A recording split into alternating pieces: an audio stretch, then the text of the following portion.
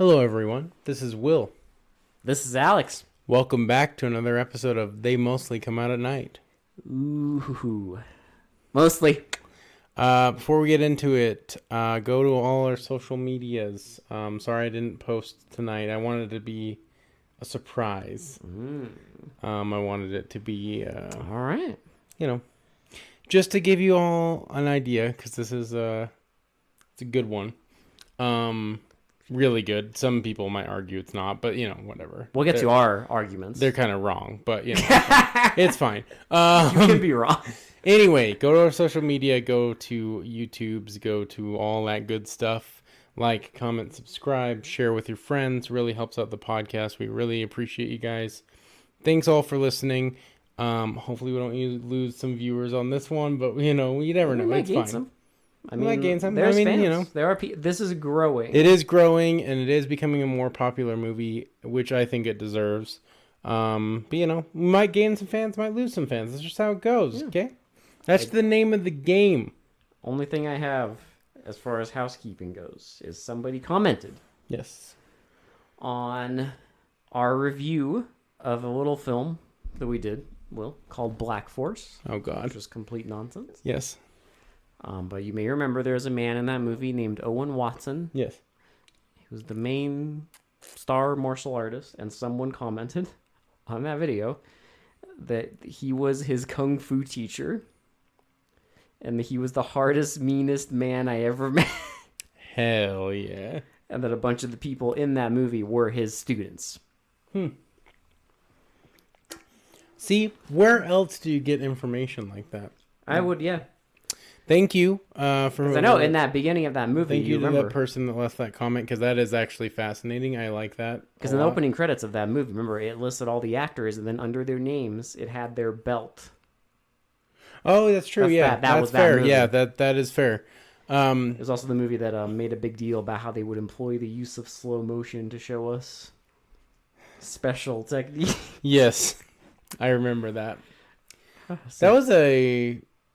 It was stupid, but it was that funny. Was an interesting watch. But anyway, thank you. See, you get that kind of stuff if you comment and subscribe. You get shout outs. So thank you for everyone who listens. Again, really helps us out, and we appreciate all of you. Mm-hmm. Please keep giving us little tidbits like that. Love it. Mm-hmm. I love that shit. It is so cool. Anything we can. Have people that. Extra info we can get. We'll have people that have worked on movies or worked in the movies we've watched, know the people in them, or know the people, or anything like that is really cool, because you don't get that a lot, right? You don't get to know a lot of people who have been in these really obscure B movies that no one has heard about. It's kind of gives a voice to those people, which is good. In a way, we're providing a service. Yeah, a service. Yeah. Anyway. Sure. Thanks again. Go like, comment, subscribe, share with your friends, all that good stuff. And without further ado, here we go. Another franchise film. We have not watched the first one on this podcast because it doesn't deserve. It's not. Yeah. It doesn't. Isn't low enough rated on there. But Nightmare on Elm Street 2, Freddy's Revenge. We are doing it. Now, it's kind of funny because I saw this movie the first time when I was oh my God, I must have been 9, 10, 11 years old or something. I was really young. Saw it on HBO. And not knowing anything about I saw it as a teenager too, and I wasn't quite... I liked it, but if you're an adult and watch it, you get way more of the tone and the messages that they're trying to get across in this movie. Because I definitely didn't get those, but I did like the movie when I first watched it. Yeah, me too. I've never hated. I never, and I didn't, because I didn't know that this movie was not liked when I first watched it. I had no idea. I just watched it blind, not knowing. But yeah, since then, I've probably watched this movie 5 or 6 times, maybe more. And it's interesting because every time I watch this movie, I find myself liking it a little more each time. Yeah, no, I agree. You get more and more out of it every time. Like it's definitely like a rewatch it and you know kind of what's going on. And I think to much of the chagrin of like a lot of these like haters of this movie, I think it actually makes sense if you really even think about it for a little bit. Yes, because I mean there is the Well, because a lot of people think that like okay, so the main criticism I think for Freddy fans is how the hell did he get into the real world, which we'll get into obviously, but like right there are ways you can explain it easily. if you want to. And But there's also but if you just want to be a hater, that's fine too. But like, yeah. there is reasons it makes sense if you really think about it in the lore of Nightmare on Elm Street, which And- we'll get into. This is gonna be kind of like a all over the place kind of episode Yeah. because it's like Freddy. It's Nightmare on Elm Street. We love this franchise. It's gonna be kind of a gusher. And with this movie and the little undertones. Little. Okay. Yeah, I mean, I've seen some funny reviews of this movie that very much back me up because they're not even undertones; they're just straight up there. But because of things like that, there's a lot to discuss about this movie. Yeah, there is, and like There's this a lot to talk about, like historically and what it says and like how you want to read into this or whether you don't want to read into it and you just want to enjoy a slasher movie. Yeah, I mean, you can there's do that there's too. a lot of ways to enjoy it. I think our enjoyment of it and our like kind of like what we got out of it might be different from other people. I enjoy this on multiple levels. And like you can just I say, enjoy it as a slasher. I think it's a fun slasher movie. listen, But I just deeper. if you do disagree Yeah. with us, just hear us out. There is I mean, I'm assuming most of you know because this film has lots and lots and lots of gay undertones. yes. And I mean, I'm assuming most people who are into this franchise or into these movies know. If you don't know, welcome It is to this movie. I would argue that guess. it's probably the most queer of the entire franchise. That's not even. Well, this movie is. It's very apparent that this is like there are so many gay undertones on purpose. It's so. It's not like accidentally like Yes. there. It's This movie is am so convinced it's gay there. that it's not even an undertone. Yeah. Even as there are scenes in this that even if you want to just completely just blind your like that part of your brain off, I don't see how you can get past certain scenes in this movie and not see what it's pushing, like where it's kind of Yeah. saying. And listen, like this is not a political podcast in any way. I'm not No. like we're not gonna say any like radical statements one way or another. The most but- radical statement I'll say is, I mean, gay people exist. Well, I know. Listen, we're both Yes. it, for the sake of the argument, we are both advocates. I am part of the community. Yes. So that's all you need to know. Yes. Like let's not go more in depth than that. It's a movie review Yes. podcast. It is not a political review podcast. This is not like one And of it those. doesn't, and this movie, But just for know us- that's where we yes, stand. it, Like the themes, don't bother us. Alex is an advocate and an ally. I'm part of the community. That's what you need to know. That's why we're reviewing it like And we the are. themes don't obviously Yes. bother us. They might bother some people, maybe.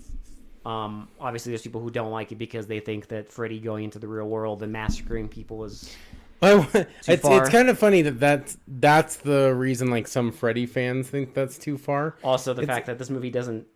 It's kind of weird because, like, I mean, this is the only movie in the franchise where the main character is a man. Also, there's that bit. Yeah. Freddy is by far in this movie. I would say he is by far at his most like mean. Is in this movie. It is a very mean movie. Because like there's other movies where he's like, basically saying one. Well, I mean, he tortures people and Yeah. kills people, but it's more like comical, like he's like plays with them. This one he's just like straight up just like murdering people Yes. and very like hatefully killing people. He's finding glee in the carnage. Which is called Freddy's Revenge. The subtitle kind of makes sense, but I don't think they needed it. I'm pretty sure the subtitle was just some producers. Yeah, they're just idea. like, put Freddy's Revenge. They could have just called it Nightmare on Elm Street Part 2. Yeah. That's all you need, because it's a continuation. Because basically, the whole setup is there's a new family that moves into the same house. On Elm Street. Mm-hmm. And weird shit starts happening. To their son. Yes. And in the whole house, which is another way that this movie, I guess, because usually the complaints I hear are about Freddy killing people. But beyond that, I mean, he affects the real world. he affects the real world. Like, this movie has a big... but if you want to look at it that way, this is kind of a possession movie. Yes. And I will get in, like, I guess we can get into it, because like, if you're a horror fan and you haven't watched The Nightmare on Elm Street, If you're watching this podcast, you know we don't... if you haven't watched we don't Nightmare give a on Elm shit Street, about like, spoilers. if you haven't watched all the Nightmare on Elm Streets and you call yourself a horror fan, what are you doing? Yeah, I mean... Like, at least watch them. You don't that have too. You don't have to necessarily like them, but if you're going to be a horror fan and want to talk about horror movies, go watch the franchises. Especially, 80s horror movies. Well, kind of have to. Yeah, if you like 80s horror, why are you not watching Nightmare on Elm Street? Just watch it. It's great. And then come back to me. But my argument to people who tell me that, like, Freddy is, like, why is Freddy affecting the real world and why is he, like, killing people in the real world? It's like, think about it, though. Because in the first movie, she brings him into the real world to kill him, basically, essentially. So... in that regard, Freddy learns that he can connect himself to the real world if he uses, like, a conduit, basically. Yeah. Like a person. In this movie. And so the new family moving in, he connects himself to our main character, and that's how he can affect the real world. That's my argument. I'm, take it with what you will, but I think that makes sense to me. Yeah. He, like, forms a connection with the real world through a actual living, breathing human. I would say that that's probably the best non-gay undertone look you'll get, because yes, he is using. Well, okay, so I mean that's okay. So, like, listen, I agree with the gay undertones, because I'm not saying that is the message of the movie. I'm saying that's like his connection to the real world. The message of the movie is very clearly repressing repressed gay thoughts and like emotions, like homosexual men not being able to come out. Yes, in the 80s. That is definitely 100%. I don't care if you say it's a hot take. That's not a hot take. That is 100% what the movie is about. This is the gayest, one of the gayest straight films I have ever seen, and I'm not saying that as an insult. Like, that is, there are scenes in this. No, I am perfectly okay with that. I actually like that about. We don't have a problem with that. I actually like the movie because of that. The fact that they made this in 1985 as a sequel to a franchise, that is wild. A franchise sequel is wild, and it's like. But that's what I also love, is you can do both. Yes. You can view this as just a horror movie. If you want to, yeah. Where a killer possesses, like, a person in the real world, and their, like, terror starts manifesting itself in the real world through, like, dreams and whatever. Or you can view the fact that this is a movie about repressed emotions, like, lashing out. Yeah, I think it's more significant to me. Yes. If you view it as like repressed emotions, like if you view it as it's way more important of a movie and way more significant if you approach it not just as your typical slasher movie. Well, the thing is, like, and that's confirmed because, from interviews, and there's a documentary about this movie now, but all the behind the scenes stuff is that those themes aren't they didn't accidentally make it like that. What I like about this movie too is, yes, the tones are like subtle to the untrained eye, I guess you could say. It's interesting But like, because they don't. I mean, they like it's not like annoying to an annoying degree, but also I would argue it's an important film for that, because you don't get a lot of. I mean, to be honest, in horror, you don't get a lot of like We were talking about that before we watched the movie. queer stuff. Yeah, Because a lot of horror movies, if you do have a gay character, they're very stereotypical. They're very flamboyant, and they usually die fairly quickly. well, also the movie themselves, they'll have a gay character, right? Right, but it's not about. But the movie doesn't actually. It's not revolving Yeah. around like queer identities or like anything Yes. like that. And this movie very does. clearly does and is about that. Yes. Is about the struggle in the 80s. For those who don't know, like the main actor in this movie is a gay man. Yes. He was in the closet at the time that they made this, but the whole crew and everyone else knew. The writer has admitted that he purposefully put all this stuff in there. And the director said that like he just directed it how he felt, and that there were scenes that they actually didn't have in the movie because they thought it was gonna be basically detrimental to the career of the actor because it would be too obvious. Like they Which is it's good that they did that, but it's also sad that they had to do that. But again, that also just adds to the fact that it's not accidental. Well, and you may be turning off this episode because it's more of a discussion about this stuff, but I think it's important, and I think it's like This movie warrants we get like a discussion. Like we're not going to get like political here, Yeah. but like I do want to emphasize the importance that I think this movie holds for that. Well, yes, because listen, Because like it's very clearly trying to get a message across.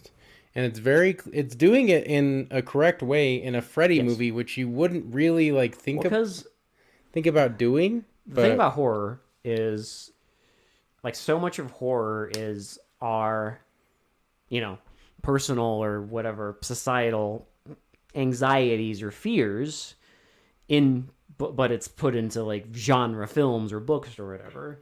And this is that. I mean, that's the genius of it. It is kind of insane that like in the 80s they made this movie championing like LGBTQ identities. Yes. It's like it's kind of insane that they do. I mean, it doesn't go like it's not like this like huge grandiose thing, but it is there and everyone who made this now, and honestly I'm glad they are. Well, but now everyone who made this movie, like, because I haven't watched a documentary about this, but they all say that they are very proud of like what they did. And they should be. I think it's important. I think it's, if you're a horror fan and you are an ally or you're part of the LGBTQ+, or you just want to see, a good Freddy movie, to be honest.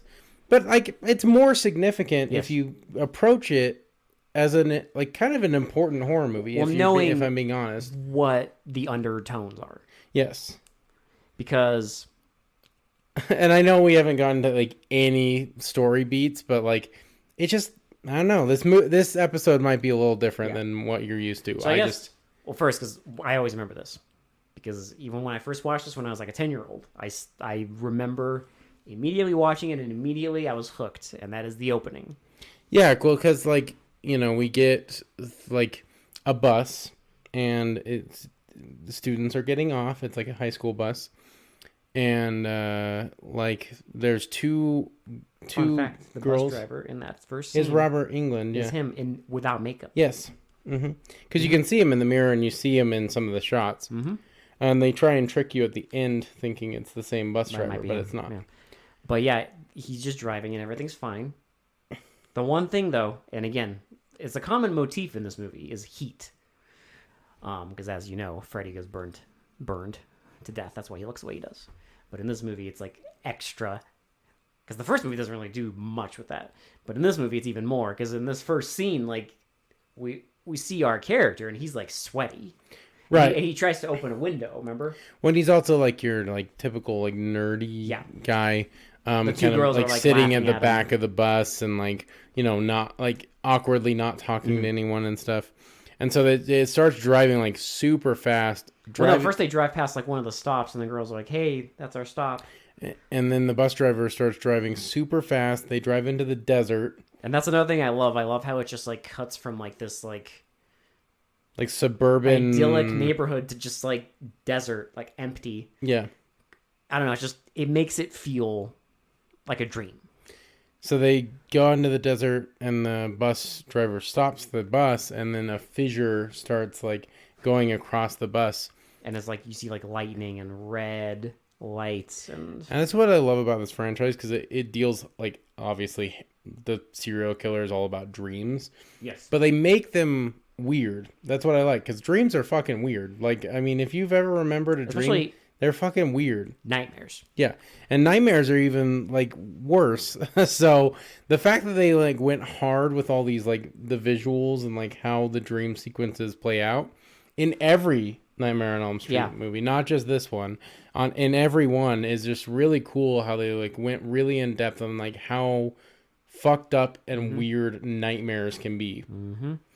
Yeah, they go and these fissures show up. And so then like the whole ground disappears, and it's on like the bus is on like two pillars. Yeah, they have like it's like a giant miniature set, but the bus is on two pillars, and then bus driver stands up and it's Freddy. Yep, and he starts coming to the back of the bus, with and his, like, they all like go to the back of the bus, and the bus starts tipping back and forth. And then it like tips off. Well, no, sorry. He slashes at them and like kills the two girls. Well, the kid wakes up. Yeah. And it's like so he slashes, and then it cuts to like the mom cutting a tomato.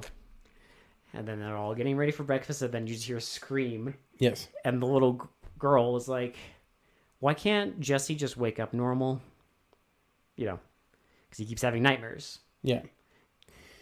Well, and so kind of implying this is like this has been happening.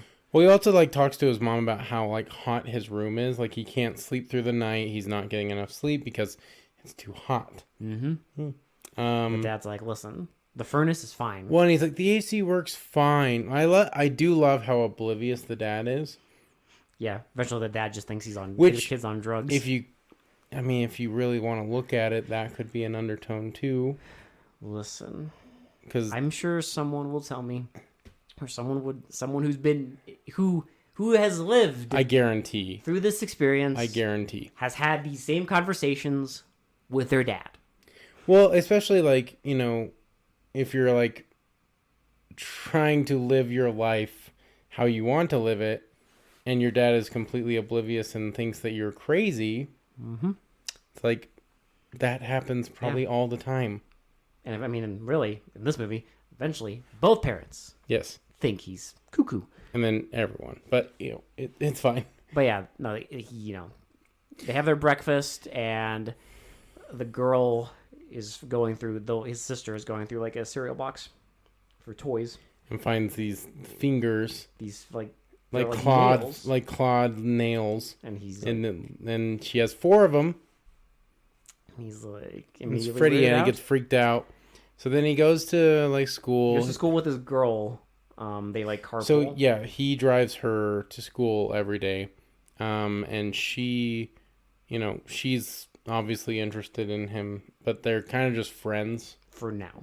Now, pretty much for the majority of the movie, until like a certain scene, which we won't get to because that's the scene that everyone argues about. Basically, whatever. It's the scene that makes my dick hard. They go to gym class. Yeah, we might fast track. Do you want to like fast for because we had like that crazy long like conversation at the beginning of this episode? We can fast track some of these episodes, but some of the episode, but like it's kind of important, so I guess we'll just go over it. It's fine. It's fine. Whatever. It's fine. If it's a longer episode, it's a long episode. Who cares? It's fine. Fuck it. So they go to gym class. They're playing baseball, and there's this other guy and he's kind of like Well, he's really like a showman, basically. He's kind of like more confident, Yeah. And they have like a little tussle. Well, because he hits a ball and like tells the guy to like. So yeah, they tussle. He pulls the main guy's pants down, And they like tussle around in the. and then the teacher like doles out the punishment, but he likes punishing the students. Yes, so he makes them like do like a bunch of push-ups like all day long. Yeah, and they kind of like after this, they start they kind of like make amends, him and that other guy, and they kind of become friends. Yeah. Yeah, we'll get to that. Yeah.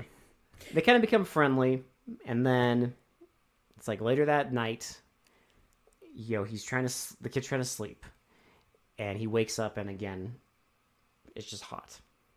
Yeah.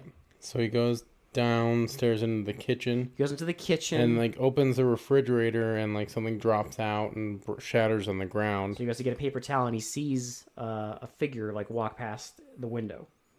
It's Freddy. Yeah. He goes outside, and he sees like the furnace room is like the furnace is on. Like, yeah, and he looks like into the window of the furnace room, and he sees Freddy putting something in the furnace. And then he starts. So he goes back inside and like opens the door of the furnace, and you just see a shadow like start coming closer. He closes it and starts screaming for his dad. It's someone's trying to open the door. And then he like starts walking away and walks right into Freddy. Mm-hmm. Freddy. Well, and then Freddy tells him basically, kill for me.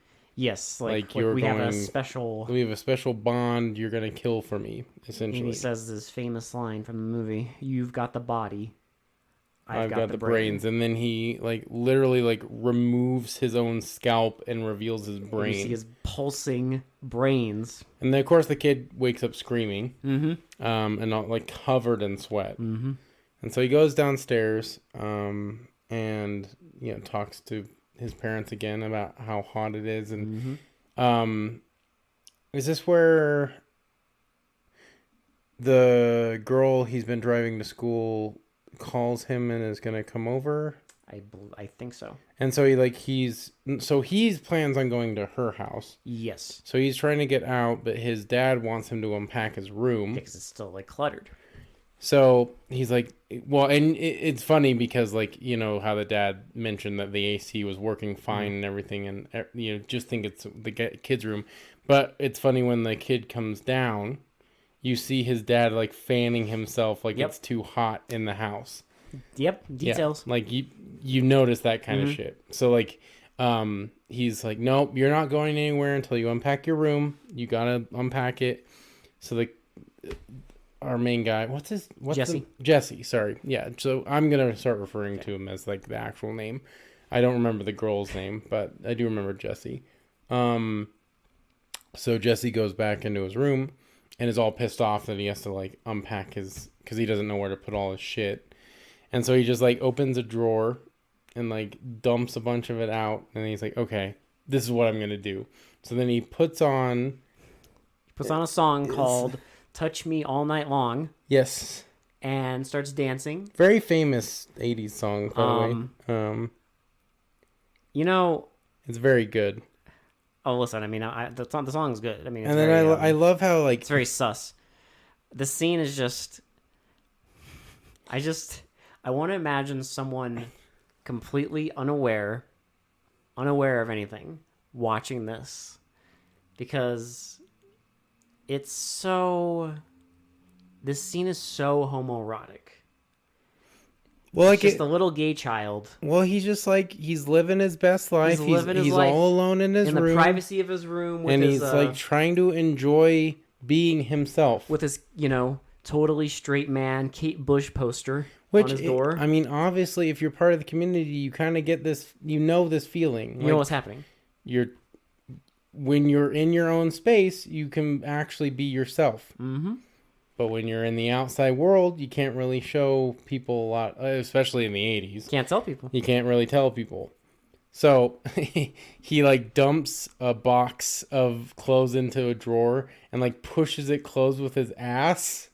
And then he gets on the bed with like a popper Yes. and like starts flailing it like it's his dick. And is all on the bed and is like gyrating. How can and anyone be everything. mistaken about this movie? And he like starts gyrating on the like bed with these like gold like Yes. flashy sunglasses. and and then right as like his mom and the one like the girl, yeah. the girl He's that he that he drives with, yeah. walk in, he pops the he pops the popper and like jumps off the bed. And he's like, Oh, magical. He's like, sorry, I had to unpack my room. She's like, it's okay, I'll help. So they like unpack it, and they're talking about Well, she finds a diary. yeah. So it's Nancy's Nancy's in the first movie. Yeah, Nancy's diary, about how she was watching the next door neighbor, Johnny Depp's character, right? Glenn, yeah. Yeah. Also, I forgot before this, because he mentioned earlier when he was in like the locker room at school with Grady, the like jock guy that he's friends with. Yeah. He told him where he lives, and that's when he was like, Well, there's like basically the whole rumor is that Nancy saw her boyfriend get killed and then went insane, and they locked her in her room, and then she like went the insane. mom killed herself and all this stuff. I mean, if you've seen the first movie, you know. Yeah.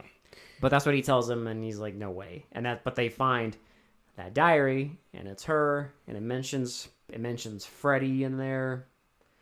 All this stuff is mentioned, and because he reads a passage that's like just about Freddy, and he's immediately like, this is what I've been experiencing. It's what I've been seeing. Well, and she's like, about. she wants to help him and wants to like figure out why this is all going on. Mm-hmm.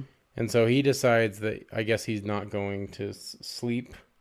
I think that's later. Oh no, that's later. So this is like is this the third? I think this is because I think we get a scene where they're at the school and he's like kind of shooting the shit with Grady. It says, and this is where he asks him like, do you ever remember your dreams? Yes. And he says, only the wet ones. Yep. So they're running around and then they're at the lockers and they're talking shit about the teacher, and the teacher is like literally right behind them.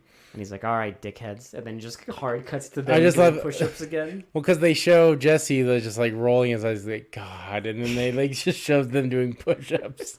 And then we get then we get the next like kind of extremely undertony scene because he wakes up again. Yes. And it's hot. When he like starts going outside. All this stuff in his room is like melted. Like there's a record and Yeah. it's like melting. And he goes out and like he goes to the sink and like a lightning just comes through the window and like hits the rack of dishes. And so he goes outside and it's like raining. It's raining and he goes to a bar. It's called like Don's Place. Don's Place. And again, nothing really. Well, like the first scene when he gets in there, like the first shot is a man kissing another man's cheek. Yep. And then it like goes through and it's like a bunch of like BDSM and leather daddies and all this stuff. And it's like it's very apparent it's a gay bar. I mean, again, if you watch this and don't want to recognize any of this, it's just a normal bar. If you've never been in a gay bar, you might not know. But your brain did. Yeah, you know. You didn't come notice on. it. No, come on. But your brain did. How could you not notice it? That's my thing. Well, even when I first saw this as like a 10-year-old, I still noticed it. Yes. I was like, that is a gay bar. So he orders a beer, and the guy gives him beer, and then he like pours himself a glass and looks behind him. Well, no, a hand comes down on him. Oh yeah, and it's the gym teacher. The gym teacher in like a leather daddy outfit, and he makes him go back to the school and like has him like run around to like punish him. When he pushes him into like some chairs and says like hit the showers, and then so he goes in the shower, and the teacher goes to like his like it's like his gym office or whatever, and and gets attacked by balls. Lots and lots of balls.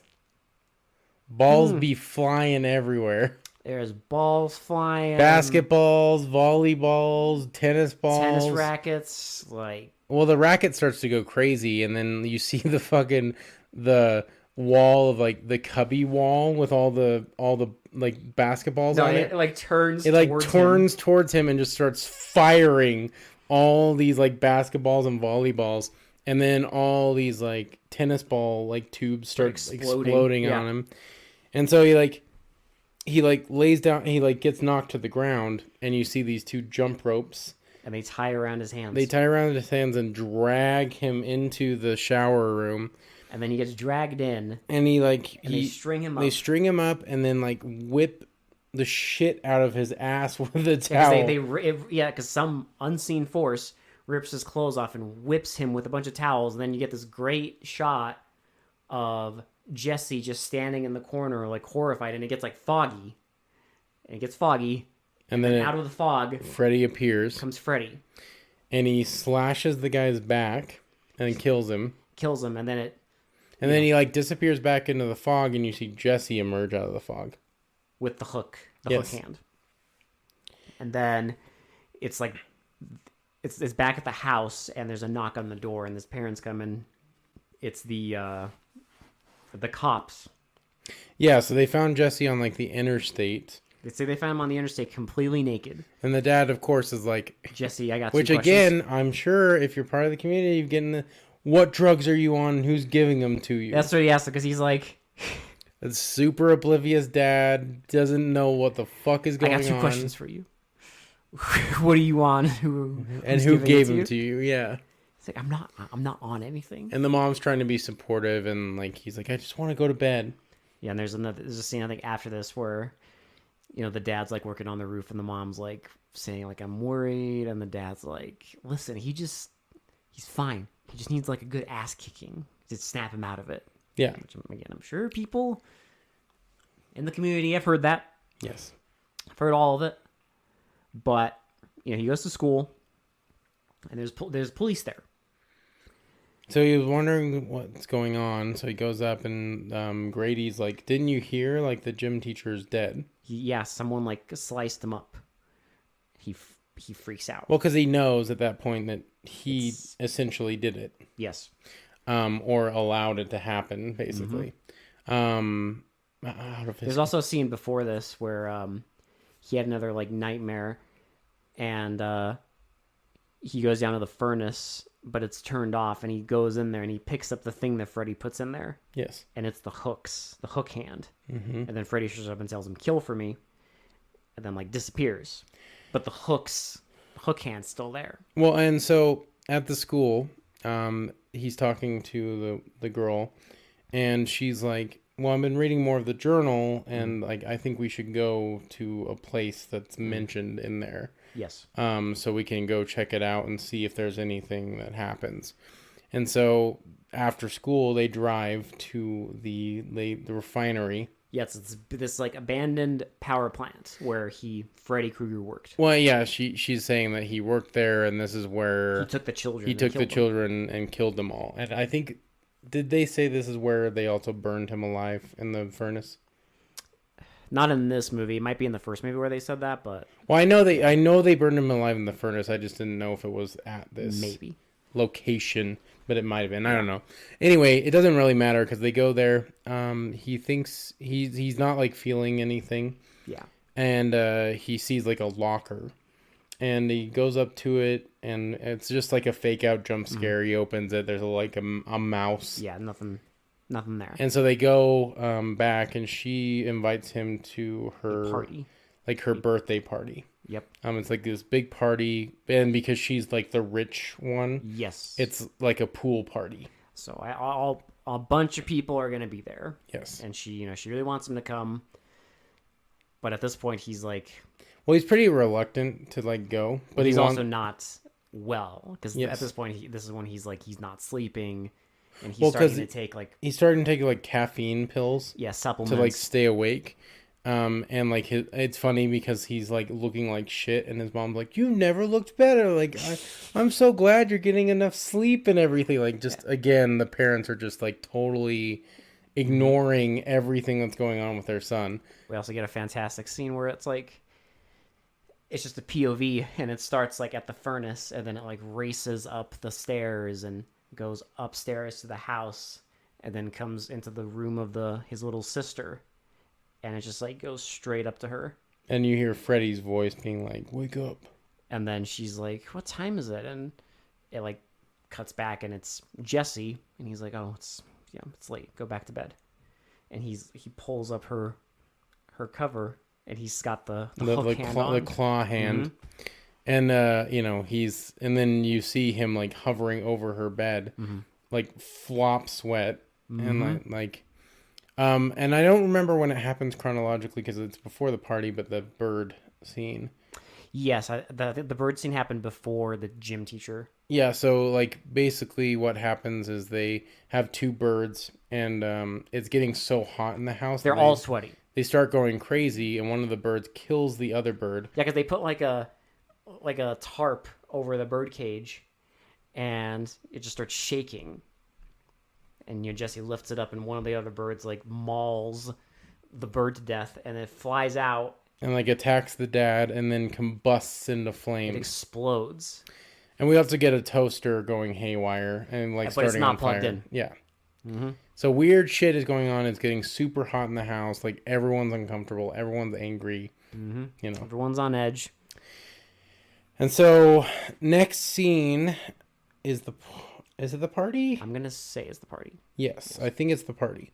So basically, it starts because her parents are there, like chaperoning the initial Cooking the burgers and hot yeah. dogs. And so Jesse's like super uncomfortable with it. He goes into like a little like changing room and locks the door. And the girl follows him. And she's like, "Hey, Jesse, like let me in. Let's just talk." And so And he like tells her like, he's like, "I don't want to be here. This isn't my like crowd. I don't really want like I'm uncomfortable with this and I don't know what's going on with me and I don't want to be she around keeps this." telling him like, just talk to me, like tell me what's happening, tell me what's going on, and he can't tell her. Well, so and then they start to kiss because she tries to comfort him, and it leads to that awkward kiss at the start, and then they kiss more, and they start like getting into it, like kind of hot and heavy, and she starts like unbuttoning his. Well, He starts unbuttoning. because the parents leave, they go upstairs to like get their Mac on. Right, they go in. Yeah, they go into the house, and The then kids bring all the beer out and everything, and meanwhile, yeah, like they're play kissing. loud music and everything, and then everything starts to lock. Mm-hmm. Or no, doesn't he go to Grady's house first? Yeah, he goes to Grace's house first. Well, But because yeah, what happens is they start making out, and he like starts unbuttoning her blouse, and like gets like halfway down, and arches himself up, And a and you see a fucking big ass fucking tongue monster tongue like comes out, roll out of his mouth, and he just, gets freaked out, and he's like, I can't do this. I have to leave, and so he goes to Grady's house. she's like super upset. Yeah. And he goes to Grady's house, and he wakes Grady up, like right over him, covering his mouth. And tells him like, I'm scared. And Grady's like, what? There's a line that he says eventually where he's like, you should just be like with that girl, but instead you want to sleep with me. You can't really make it more blatant than that. Yeah, because he basically goes there and Without them actually just kissing Yes. and, getting into that. yeah, like the Sheba with the two puppets. Yeah. Yeah, kiss. No, Yeah, he goes there and tells him like, I'm scared, like, I'm afraid something's gonna happen if I go with the girl. one, he's like, I need you to watch me Mm-hmm. and don't fall asleep. Like, he tells him not to fall asleep, and it says like, if you see anything happening, like Like, wake me wake up. me up, Yeah. like get some help. Well, and so like Grady completely fails because like the next Well- scene, Jesse falls asleep. Well, no, because he was saying he's fine with Jesse falling asleep, but he doesn't want Grady to fall asleep. Right. So Jesse falls asleep. And this is where the doors and stuff start locking at the. Well, and Grady sees Jesse asleep, and he's like, "Sleep tight, bud," and like he like starts getting ready for bed. And then immediately, Jesse like wakes up, freaking out. He's like, "He's here. It's happening. It's happening. It's happening." And he like starts like getting all uncomfortable, and like Grady's like, "What the hell is wrong with you? Like, what is going on?" And then like not like the claws start to grow out of Jesse's hand, and then like his like arm rips open. And his skin like sheds off, and it's like Freddy's hand. It's Freddy's sweater. And so then he backs himself against the wall, and you see a face start forming out on of his chest, out of his like chest, someone trying to burst out of his chest. And Grady, understandably, is completely fucking like just shitting himself. Yeah, but he can't open his door. Right. And when he's trying to like say like, Dad, I need you to open the door. Come on, please. And then like you see Freddy's face fully formed on Jesse's stomach, and he cuts Jesse's stomach open and crawls out of fucking Jesse's stomach. And it is a really well done effect. It's incredible. Because Robert Englund as Freddy Krueger crawls out of a fake Jesse dummy. Yes. And that's like moving. Yeah, that's like an animatronic. And like crawls out of him and like goes up to well, he stands there as, you know, Grady's freaking out, and then he puts on his hat, and then well, basically knowing Grady can't do anything. Like he's gonna die. And so like he chokes Grady against the door and like holds him up. And the dad's like trying to open the door, and you just see like the claws come through and like slice down, drag down the door, and you see blood like trickling out of the and then cuts. his body falls, and he's got like the gashes in his stomach, and then it like pans over, and it's just Jesse. Well, it's Jesse with the claw hand covered in blood, and he looks in the mirror, and it's Freddy laughing at him. Well, and then he throws the glove, the claw glove, at the mirror, and it breaks, and it's still Freddy in the like all the reflections. And then you hear like sirens, because obviously the dad called the cops, and so Jesse gets freaked out and like escapes out the window, and he goes to the girl, and he's like covered in, again, still covered in blood all over his hands. And at this point, like weird shit's happening at the party because the doors are locked. The pool's getting hotter and hotter. The like fucking hot dogs spontaneously combust. And all the beer starts like spraying everywhere because it's getting too hot, and it's like bursting out of the cans. And so one of the guys like takes the hot dogs and like puts the grill lid over it, and everyone's like, our hero. The beer explodes. Well, and like they're like, can you turn the like temperature in the pool down? And it's like starting to bubble up, in like places. And so Jesse talks to the girl about... Tells her that, you know, I killed Grady, I killed the teacher, and Freddy wanted me to kill my sister. Well, and like he's like, I just don't know what to do. I'm so scared. And the girl's like, you have to fight him. Like if he comes back, you have to fight. Well, because she's starting to believe all this stuff. She tells him like, you have to resist him. You have to resist him. You have to like fight him coming back. Like, I know you can do it. And he's like, oh no, it's happening again. And like, you know, he quickly becomes Freddy this time. Yeah, there's like because I think she goes to get something, and like he kneels behind a desk, and then you see hand in the sweater comes up. Well, again, it's Freddy. Well, now I like what they did here because like he left the glove at Grady's. Yeah. So now it's just Freddy's hand with the claws. Because like he doesn't have his glove anymore, so now it's just his hand with the claws on it. It's kind of a cool thing they did. Fun detail for continuity. And so he like gets up and he's like Jesse's gone. Jesse is gone. He can't fight me. So he like starts like fighting her in the house. He bites her on the leg, and she kicks him, and she like puts up a good fight. Yeah. And so he corners her, and it's like Jesse's voice keeps coming out, like help me, I love you.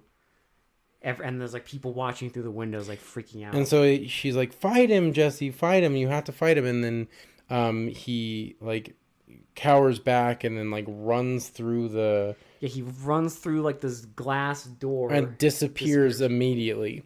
and all the door and the doors in the house open, and you think everything's fine. So the parents are going down to check on their daughter, and you think everything's fine, but then because the gate is still locked at the because it was like a padlock, it wasn't like a switch lock.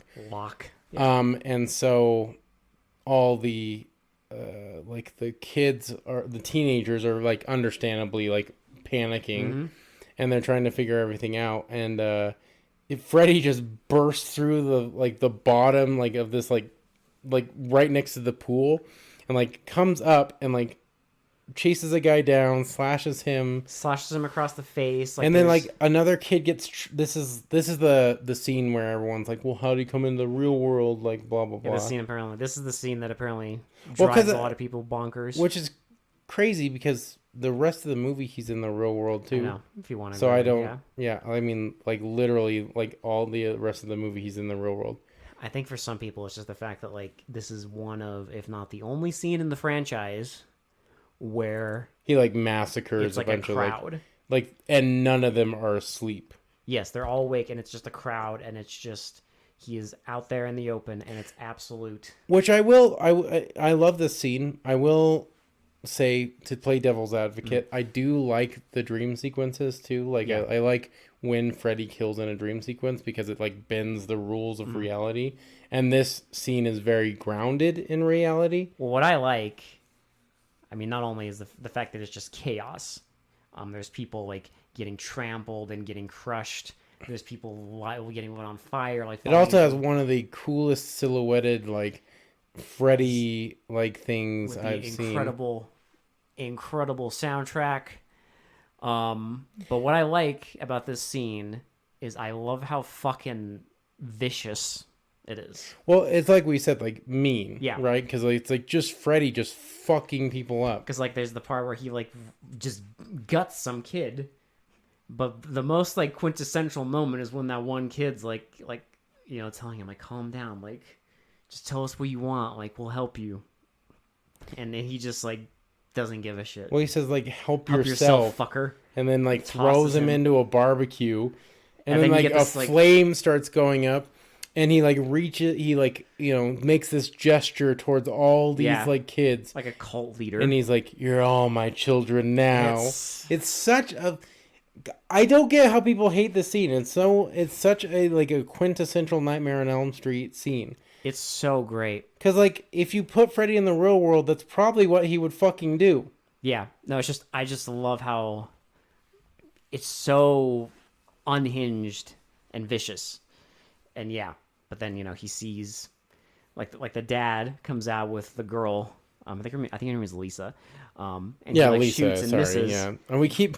But he like. I keep saying the girl. Her name's Lisa. But he sees her, and it's like that's the one weakness. Yes, is her. So he leaves. He like walks through like this like hedge, and just it like burns through the hedge, and leaves. And then so like, like where the hell did he go? Yeah, but so she knows. Yeah. And so, because the parents are understandably freaked out, because the dad gets a shotgun and shoots the bowl of fruit. Oh, also earlier, when he was like fighting her, she had that knife and she stabbed him, but it did nothing. Yeah, like nothing happened. So she knows exactly where he's going.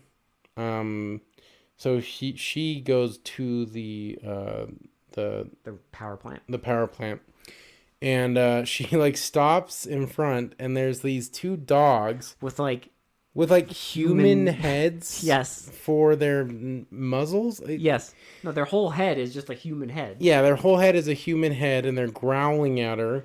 And so she like makes her way, walks past, and the whole building is like bathed in red and green. Well, of course, because Freddy colors. It's beautiful. Great. So she goes up like a ladder, and she sees like a mouse runs at her, and she gets scared, but it like shows into a demon. It shows like a close up, and it's like this demonic mouse mouth. And then a cat jumps on it, like a normal cat jumps on it, and then it turns into a demonic cat eating the demonic mouse. Mouth is like covered in blood, and it has like all these like jagged teeth and shit. There's also the bit where she's like walking. She wrapped like a cloth around where Freddy bit her on the leg, and she like she feels something and like opens it, and there's like bugs and maggots all over it. And she like starts trying to brush it off, and then Looks again, and it's fine. And then there's also a part where she like falls and like is hanging, but then it's like not. She's not. She's just laying there.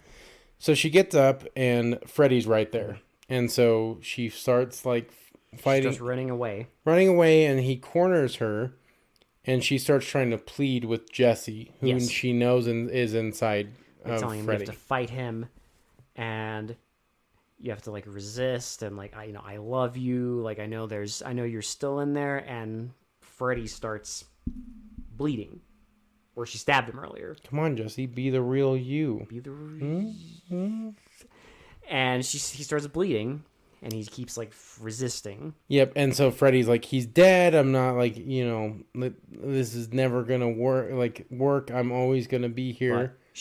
But he keeps getting weaker and weaker. And so she goes up and takes off his hat and kisses him, and the whole fucking building starts on fire. Like everything starts on fire. Like gas, like steam goes everywhere. Flames are like covering all the railings and everything, and like the giant furnace lights up again. And like all the fire surrounds Freddy, and then you just see his face starts melting. It starts going all Raiders of the Lost Ark on us. Yes, Raiders of the Lost Ark, but with like gory muscle tissue. Yes. Well, yeah, way more violent. Yes. Not milky. And then he falls over, and she's like, the fire dies down, and she like sees it get back up, and you see Jesse like tear off the burnt flesh of Freddy. But he has like all over his body. And it's clearly Jesse, and so she's all happy. They embrace, and then it's a little while later. And then, they're going to school, everything's happy, and then he tells her, like, yeah, like, I can't believe that happened, and she just says, let's not talk about it, which, if again, you want to look into it, there it is. Can. It's there. It's just so apparent. It's right there. It's so right in your face the whole time. Don't talk about the raging gay inside you. Yeah, don't talk about it. Just repress it. Just ignore it. I'm sure nothing bad will happen if you do that. And then, God, they start going, and he's like, I think this bus is going too fast. And he's like, no, I'm serious. It's going way too fast. And he gets up. He's like, bus driver, what are you doing? Like, slow down the bus. And then the bus, it's just the normal bus driver. And he's just stopping and picks somebody up. He opens it to pick someone up. And so they're like, oh, okay, I think everything's fine. And then there's like this, like one of her friends is behind them, and she says something, and a fucking hand, like Freddy's hand, comes out of her chest. And then the bus just again veers off and drives off into blasts into the desert. And credits to an old-timey song about dreams. Yep. What a great movie. I love this movie. And again, it's like it's more relevant now than it ever has been. If you want to, because it's like, yeah, you can look at this as a slasher, or you can look at it as, a movie I don't know about that I think there's a lot of layers to this one, right? It's good, and it's like well done. And it's well written, and you can clearly tell they were going for something. You can tell that, it's not like none of that was on accident. They didn't do that because, like some people make fun of the Top Gun scene where they're playing volleyball. Which is, here's the funny thing, I do love Top Gun, but it's just funny because like that scene in Top Gun is so tame compared to certain scenes in this. Well, it's because that was like an accidental home. That's the difference, right? Yes. That was accidental. But it's still they just thought that looked cool in Top Gun. Just a bunch of shirtless, muscly dudes just playing volleyball. And people ran with it. And they put over now it's a huge meme. Put a 80s pop song over it, and you're golden. Yeah, well, and that's because it's like showing like macho. It's accidental. It's guys being dudes. That's the difference. That's accidental because they want to show macho dudes playing volleyball and having fun Being friends. Yeah. because they're about to go to war. Yeah. This is on purpose. This Like, is it's like right there. It's very in your face without being like too pandery, I would say. Well, it's weird because it's without being too on the nose. Yeah, I it's would very say. it is subtle because I mean it's the 80s. You can't just like I mean, unfortunately, you couldn't just I mean, you could, but for a movie like this, but I think it would be kind of like a studio franchise movie. I think it would have been the wrong thing to do because I think it would have been ignored highly if they did that. Well, it's also something that I just don't think I don't think a studio would have any done that. studio, Yeah. any producer would have allowed. I mean, that. studios kind of shy away from it even now. So it's like I mean, even now, yeah, it's like kind of. there's very few like mainstream big budget like gay movies. So Don't even get started on like a franchise. well, yeah, exactly. Yeah. So to do this like on a sequel to like a slasher movie, it's pretty bold and I like it. I think they did the right thing. I think it's like it's a really cool, just like really relevant to today, like I said, Oh yeah. and just really well done. I don't know, like the acting's good, like the camera work is awesome, like everything is just right where it needs to be in this movie. To give the message and to just be an enjoyable movie too. Yeah. Like even if you like I don't know, I guess if you don't agree with the message, which I don't really get, but like anyway, do you Yeah, I mean it's a movie. you can still watch it and enjoy it. Just to kind of I don't know, turn your brain off to that, which I don't understand, but you do you. How are you gonna do it? Good luck, but I don't know. I love this movie. I think it's a really good. It is not my favorite Freddy movie. Dream Warriors has that Golden. that place because it's so good. No undertones on that one, but Just fun. it's really just fun. But But this one is like I think just really really well done, and I liked what they did and like the message they were trying to get across. Yeah, it's kind of I funny. really liked it. You know, every time I watch this movie, I like it even more, It's true. and it's almost scary because I'm at the point where there are things about this movie I prefer over the first one, and if I watch it enough, it might even. I honestly, Because I will say this might be the hottest take of Yeah. our entire episode.